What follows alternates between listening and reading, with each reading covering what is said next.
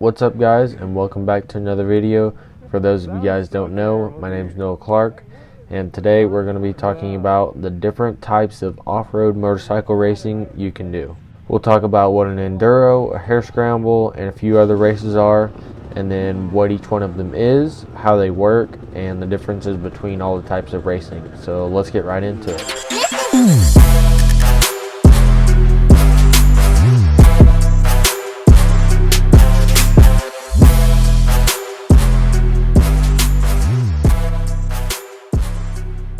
In this video, I'm just going to play some footage over me talking, and this footage will come from what we're talking about at the time. So to start off, we're going to be talking about Enduros.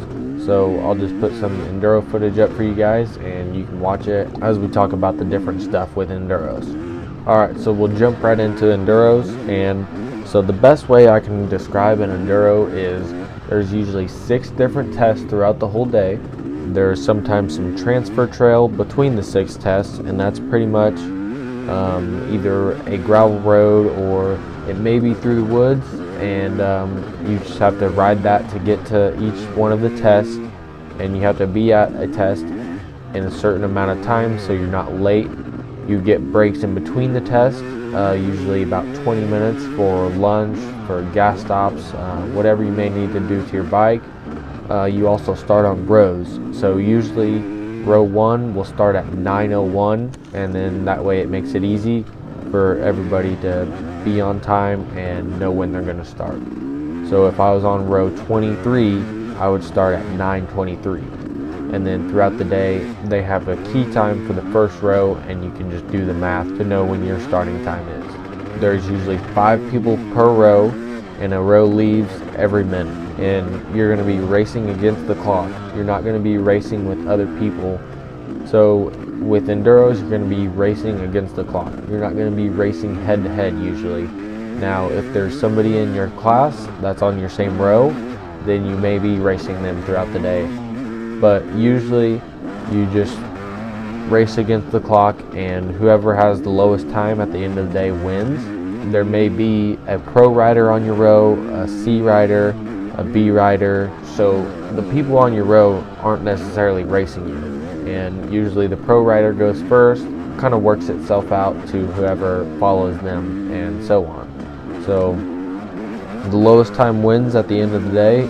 As far as the tracks go at Enduros, it's usually all single track, and there can be some grass track incorporated in there.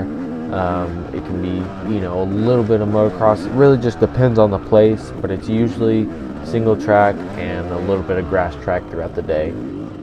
I know this may sound like a lot at the time, but trust me, Enduros are kind of one of those things where you just have to show up, do one, and then it'll kind of all work out during the day, and then you'll know exactly what to do for the next one. So the first one may be a little stressful, but I hope this helped, and just trust me, it'll be easier when you're actually doing it. That kind of does it for Enduros, and now we'll kind of jump into something that's similar to an Enduro but not quite the same. Okay, so a sprint Enduro is really similar to a regular Enduro, except usually there is little to no transfer. So usually one start may be on one side of the parking lot, and then the other one may be on the other. There's some exceptions to that, but usually there's not as much transfer as a regular Enduro. And then there's usually 2 different types of tracks, and one of them is usually a woods track, and the other is a cross test. So what that means is it's either a grass track or a motocross track, and then the other one is the woods track. As far as the starting goes on a sprint Enduro, it's kind of similar to a regular Enduro, except there's only one person per row, so it's just you, and then the next person starts every 15 seconds. So it doesn't matter what class they're in, doesn't matter who they are, there's one person every 15 seconds, and at most sprint Enduros, there's not really a starting order at the first of the day that's going to keep throughout the whole day. I know at the national sprint Enduros, they have the technology to where they can order the riders from the fastest to the slowest and space them out to where there's not much traffic, but at local sprint Enduros, it's harder to do that. and usually you can just start whenever you want, but that's not the case for all of them. Some of them do just have a starting order and they keep that throughout the whole day, but usually that's not the case.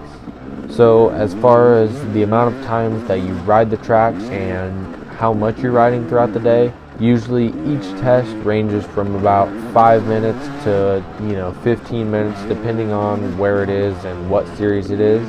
But usually you run each course 3 times each, so for a total of 6 tests, and that's usually the grass track 3 times and then the woods track 3 times. Alright, moving on to Harescramble. This is much simpler than an Enduro. Pretty much it's head-to-head racing. Your class will start in a line and you guys all take off at the same time, and whoever gets the lead is the class leader, and then whoever crosses the finish line first wins. Now there's more to that we're going to talk about, but you may be on the same track as another class but not actually racing them. So usually they start the pro class and then the A classes will follow, B classes, C classes, and the C classes is usually the beginner riders, and then the pro riders are obviously the fastest ones. Usually the fastest riders start first, and then the classes work their way down to the beginners. And when you start, it's usually a dead engine start, meaning when you start, you have to start your engine and then go. You can't have your engine running. You usually race for a certain amount of time, and locally is usually about 2 hours, and then an hour 30 for the C riders, and then GNCCs are a whole different ballgame, so we'll get to them in a second. So as far as the finish goes, that's kind of the most complicated part, I'd say. Everybody is racing, and then they throw the checkered flag at either 2 hours or an hour 30, depending on what class you're in, and then everybody is done. So to kind of try to explain the timing and how the finish works, usually after 2 hours the checkered flag is flown, and that's for the A riders. It's usually an hour 30 after the C riders, and then everybody, after the checkered flag is thrown, everybody stops, no matter if you did 2 laps or if you did 5 laps. Now the person with the more laps is obviously going to be the winner, but whoever crosses the finish line first with the most amount of laps wins, if that makes sense. For example, if you did 5 laps in 2 hours and 15 minutes, but somebody did 3 laps in 2 hours and 5 minutes, then you're still going to be the winner. Even though you raced longer, you did more laps, and you're still going to beat them. Now, as far as the track goes at Harescrambles, it can be lots of different variety. Most of the ones I race are mostly single track. They have some grass track, and then some of them even have a motocross track mixed in. It just depends where we are. But then there's also some series that do quad races the day before, such as the GNCCs, and so most of it is quad trail, and then you still have the grass track and the moto track, and then some single track. It really just depends. Harescrambles, you can kind of just mix everything in, and then put a track together, and you're going to race that same track over the course of your whole race. Alright, so now we'll kind of talk about GNCCs, and to kind of summarize those and make it as simple as I can for you guys, pretty much the same thing as any other Harescramble, except it's going to be on quad trail for the most part.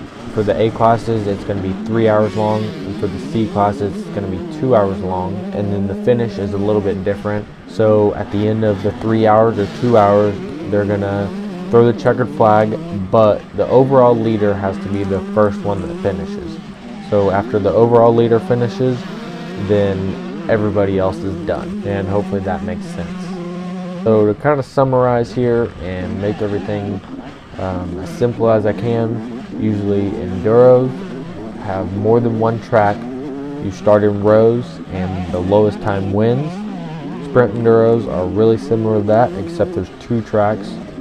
And then Harescrambles are usually head-to-head racing, and you race for a certain amount of time, and the first one to finish with the most laps wins. I hope you guys enjoyed this video, and I hope it helped some of you guys out. Let me know down in the comments if you guys have any other questions, or if you want to add anything. If you guys haven't already, consider subscribing, and if you find this video useful, give it a thumbs up, and we'll see you guys in the next video. Peace.